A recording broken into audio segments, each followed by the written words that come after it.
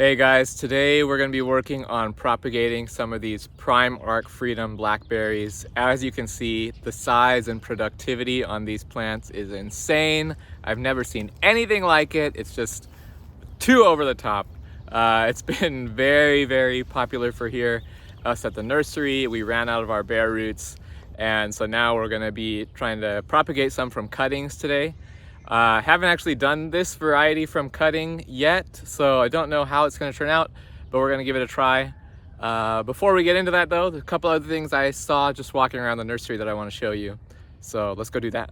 So we've got an event coming up here, a music festival called Spring into Summer, Saturday, June 4th, and we're preparing for that. And behind me, you can see we're building a whole stage for this music festival and for, so that we can have a stage for future events.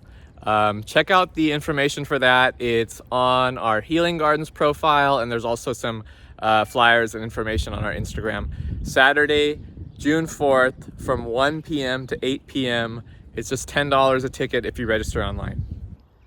So we've got a couple of these Southern California elderberries throughout the farm, and you can actually see it in all stages here. Here's the flower. This is the fruit kind of midway formed. And then check out right here. See that? Blue elderberry. And the seeds, get spread out by birds and whatnot. And I've been noticing a couple popping up throughout the farm. So I also want to put on our to-do list to pot those up. Now right here we have the California native milkweed. This is narrowleaf milkweed, and if you take a look right around here, you can see that monarch caterpillar that's already started to feed on this plant. And we've got a couple dozen of them here. I saw another caterpillar right over here. And this is the native narrowleaf milkweed. This milkweed goes dormant in the winter. It encourages the monarchs to continue on their migration pattern because as people have been planting more and more of the tropical milkweed, monarchs are now not moving. They're staying in the same place here in Southern California. They're not following their migration. And that's also leading to some disease buildup in the monarch population. So we're trying to encourage people to plant this native narrowleaf milkweed. We've got a bunch of it available. We also have started some seedlings here. So here are all our baby native narrowleaf milkweed. We also have a native showy milkweed, which is not native to here in Southern California, but it is native to a little bit further away, but it also goes dormant in the winter, which is the important thing for the migration. Okay, I got sidetracked with some customers and a couple other things, so now let's get back to it. I'm gonna go take some blackberry cuttings. All right, so if we're looking at this plant, this variety, it just grows these super straight, tall, freaking thick stalks. Look at that. Doesn't really even need the trellis. But one thing about this is, the fruit and the flowers, they come on the tips of the stems. And so right now I just have like a couple of these super thick stems, like 3 or 4.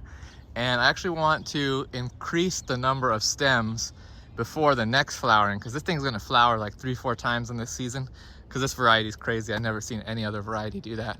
So what I'm gonna do is I'm gonna what's called tip these stems. I'm gonna actually chop them down like here, here, here, and then I'll use those stems to make my cuttings.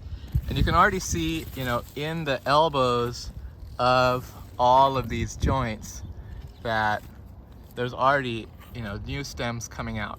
So I'm gonna encourage those new stems to come out to put on more growth, and that's going to increase the amount of flowers and the amount of fruit.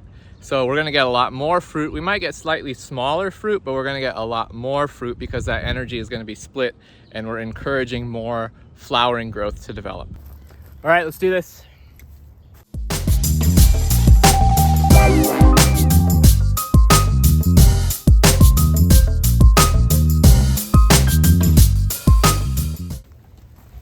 just cutting at kind of like chest height, because then when the new branches come out, the fruit will all be right there in front of me. I don't need to bend down. It's just a personal choice. You can do it however you want.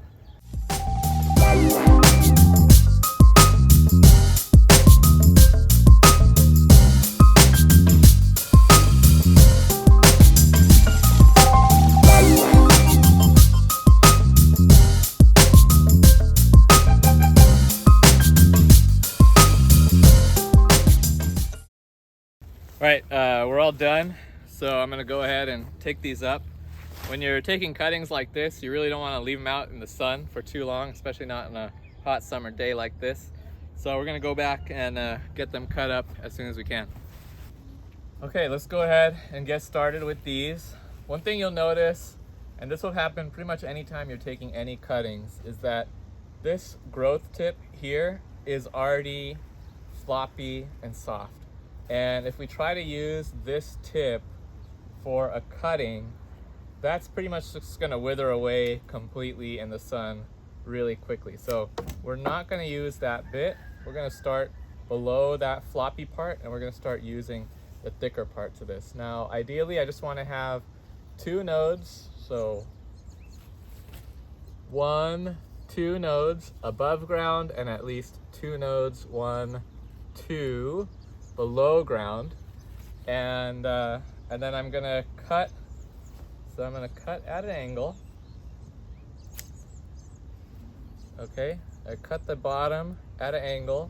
I'm gonna strip off the leaves here. Actually, I got 3 nodes to go below ground here. Now I'm gonna leave these 2 leaf sets above ground, but I'm gonna remove some foliage. You can see this is already wilting too. So I want to reduce the amount of foliage so that we're reducing the amount of transpiration, and that is going to keep this stem from drying up. And then I'll just stick it right in here. And that's it. I'm going to repeat this process a couple dozen times right now. So straighten off the top, make sure I get those 2 nodes above ground, and then at least 2 nodes below ground, cutting at an angle. Move the lower leaves completely, reduce the upper leaves.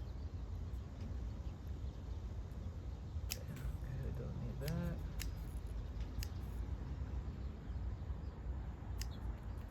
And ba-boom.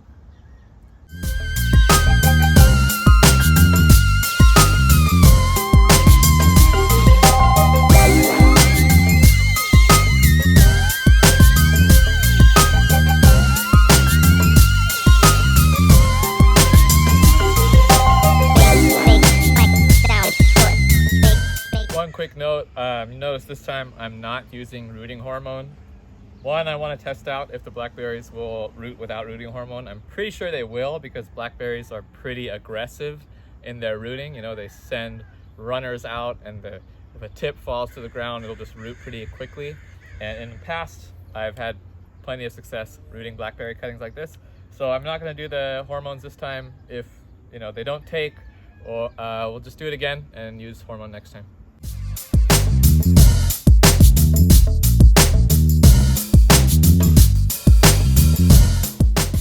Okay, I'm done. You can see them right there. I ended up doing 32 pots, except I doubled up the cuttings in half the pot, so there's 48 cuttings in 32 pots. Make sure after you do any cuttings, you water as quickly as you can. You can see the leaves are not wilting anymore. That's because I watered as quickly as I could, and the cuttings are already starting to take up water. We should know pretty quickly if these are gonna take. I think by next week, if they're still looking, the leaves are still looking perky like this, I'm pretty confident that we're gonna have 48 new blackberry plants, which should be enough for us for the rest of the season. After this, we will, once they root out into these 1 gallons, we'll put them up into 3 gallons. That's about the right size for most of our customers. Too small of a plant, people tend to not be successful. So we're gonna put them up to 3 gallons, which is a good size for most home gardeners. Okay, everybody, that's it for today. I got some other stuff to do. Don't forget, June 4th, Saturday, we're having Spring to Summer Music Festival It's gonna be here, it's gonna be in the back of the farm, it's gonna be in the front of the farm. It's gonna be a really fun event, so bring the whole family. Just $10 entry if you register online, $15 at the door.